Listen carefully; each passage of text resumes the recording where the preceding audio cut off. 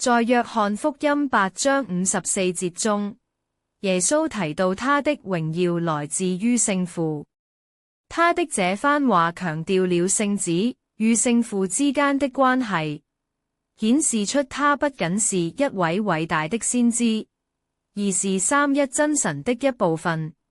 這種互相榮耀的狀態讓我們更加認識神的本質。耶穌在與猶太人的對話中，巨大地挑戰了他們的不信。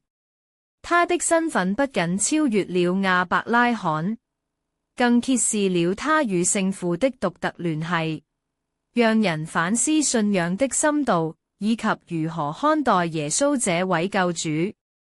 三位一體的真神展現了互相榮耀的美好。這種關係不僅是神自己之間的分享，也要成為信徒生活中的核心。當我們認識到神的榮耀來源與神的關係時，我們自然會在生活中努力去榮耀這位真正的神。